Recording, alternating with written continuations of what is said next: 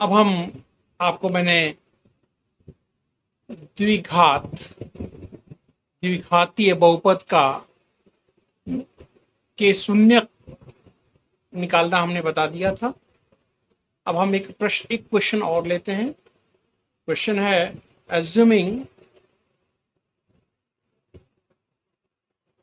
4s² minus 4s plus 1 इस बहुपद का शून्य हमें ज्ञात करना है। तो शून्य ज्ञात करने के लिए मैंने आपको पहले ही बता दिया था कि द्विघात समीकरण होता है। द्विघात समीकरण ये कैसे है, आपको मैंने तरीका बताया था कि हमेशा ax² plus bx plus c के रूप में देखेंगे। इसमें a की जगह 4 है, x² की जगह s² है, प्लस की जगह माइनस है, b की जगह 4 है और x की जगह s है, अब प्लस c की जगह 1 है। इसका मतलब यह ax² plus bx plus c के रूप का है। इसका मतलब यह द्विघातीय बहुपद हुआ। अब इसका जब हम शून्य ज्ञात करना होता है तो हम सबसे पहले तो इसका गुणनखंड करते हैं। गुणनखंड करने का तरीका हमने आपको सिखाया है कि सबसे जिसमें x नहीं है उस नंबर का s² यानी स्क्वायर वाले नंबर के साथ मल्टीप्लाई कर देते हैं। तो 4 इंटू 1 इक्वल्स टू क्या, 4 1 4। अब इस 4 को, जो 4 हमें प्राप्त हुआ है, इट मीन्स हमें गेन हुआ है या हमने फाइंड किया है, इस 4 को हम ऐसा फैक्टर करते हैं कि उसका सम और सब्ट्रैक्शन यानी जोड़ या घटा करके बीच वाले के बराबर होना चाहिए। तो 4 को हम क्या लिख सकते हैं, 2 इंटू 2 लिख सकते हैं। इस 4 को 2 इंटू 2 लिख सकते हैं। अब ये 2 इंटू 2 जो आया, इन 2 और 2 को हम एक बार सब्ट्रैक्ट करेंगे तो सब्ट्रैक्ट करने पर 2 माइनस 2 इक्वल्स टू 0 आ गया, जो कि बीच वाले 4 के बराबर नहीं, इस वाले 4 के बराबर देखिए नहीं है, तो नॉट इक्वल टू लिख दिया हमने। अब इनको अब सब्ट्रैक्ट कर लिया, अब इसको ऐड करके देखते हैं। तो 2 प्लस 2 इक्वल्स टू 4। देखिए इस 4 के बराबर ये 4 आ गया। तो इसका मतलब कि जो हमने ये फाइंड आउट किया है 2 प्लस 2 इस 4 की प्लेस पे लिखेंगे। किस प्लेस पे, s के साथ, जो 4 है उसके साथ, स्क्वायर वाले के साथ नहीं, s वाले के साथ, यानी x² स्क्वायर वाले के साथ तो मल्टीप्लाई करते हैं और लिखते हैं हम s वाले के साथ है। तो क्या हो जाएगा, ये 4s² माइनस, तो ये रहे यहाँ दिया ही गिवन है तो हम 4 लिखेंगे। इस 4 के प्लेस पे 2 प्लस 2 लिखेंगे, 2 प्लस 2 और s है तो s plus 1। Now 4s² minus का अंदर यहाँ फ्रंट से मल्टीप्लाई करेंगे और s का बैक से मल्टीप्लाई करेंगे।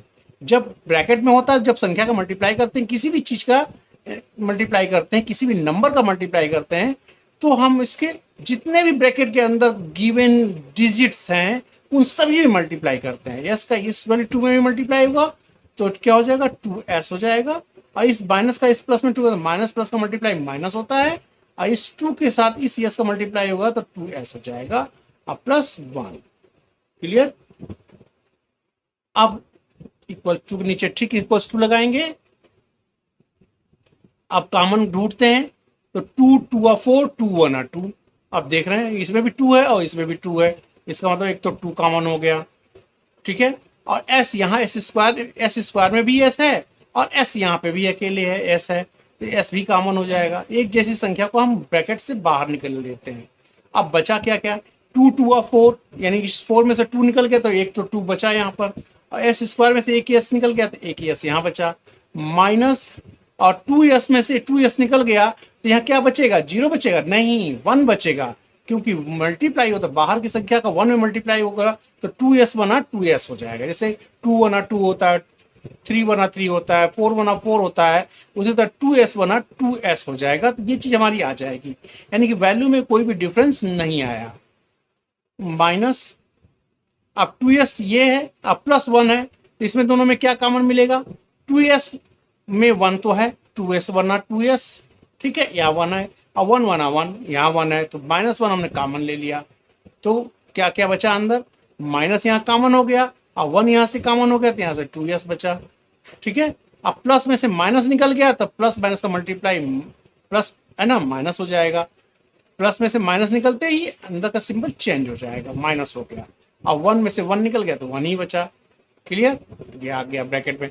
तो एक जैसे मैंने आपको सिखाया था कि एक जैसा ब्रैकेट में एक जैसी डिजिट्स दिखने लगे, एक जैसे फंक्शंस दिखने लगे, तो आप समझ लीजिए कि हमारा क्वेश्चन सही वे में जा रहा है। तो 2s-1 यहाँ पे भी है, 2s-1 हो। मैंने कहा था आपको सेम चीज को हम कॉमन लेते हैं, तो 2s-1 यहाँ पे भी है, 2s-1 यहाँ पे भी है, तो इसको हम कॉमन ले लेंगे। तो 2s-1 हमारा कॉमन हो गया, यानी अलग ब्रैकेट में लिख लिया। अब बचे हुए जितने क्या क्या बचा, ये और ये तो हमने कॉमन निकाल लिया, तो क्या बचा, 2s बचा और -1 बचा। तो इसको भी हम अगले ब्रैकेट में लिख देंगे, 2s-1। जो बचा हुआ है उसे हम ब्रैकेट में लिख लेते हैं। अब हमें तो शून्य फाइंड आउट करना है, तो हम क्या करेंगे, दोनों में से किसी एक बारी बारी दोनों को हम 0 करेंगे। Now 2s-1 equals to 0। अब हमने इसको 0 कर लिया। 0 करते ही क्या होगा, 2s की वैल्यू निकालनी हो, 2s इक्वल्स टू -1 इधर जाएगा तो ये हो जाएगा +1, और s इक्वल्स टू क्या हो जाएगा 1, यहाँ मल्टीप्लाई है तो ये जाएगा डिवाइड में, तो 1/2। देन s की वैल्यू क्या आ गई, 1/2 आ गई यहाँ पर। चूंकि वैसे की सिंपल सी बात है, 2 वैल्यू चाहिए हमको, क्योंकि पावर 2 है, तो 2 पावर देख करके हमें पता चल गया था कि s की कितनी वैल्यू होगी, 2 वैल्यू होगी। सो नाउ नेक्स्ट, फिर हम 2s-1 को भी क्या करेंगे, 2s-1 को भी हम क्या करेंगे, 0 करेंगे।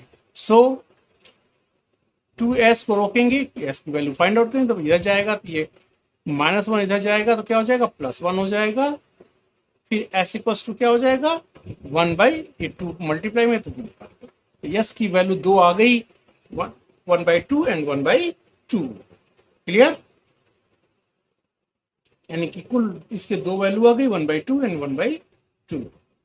सो इसलिए हम कह सकते हैं कि जो हमने पॉलिनोमियल लिया था, पॉलिनोमियल क्या लिया हमने, 4s स्क्वायर -4s +1 के 2 शून्यक कौन कौन है, 1/2 एंड 1/2। क्लियर, ये हो गया आपका आंसर। थैंक यू बच्चों। आज आपने क्या सीखा कि किसी भी क्वाड्रेटिक पॉलिनोमियल के लिए उसके शून्यक को ज्ञात करना। Thank you. तो लाइक और सब्सक्राइब करना मत भूलिएगा। Thank you.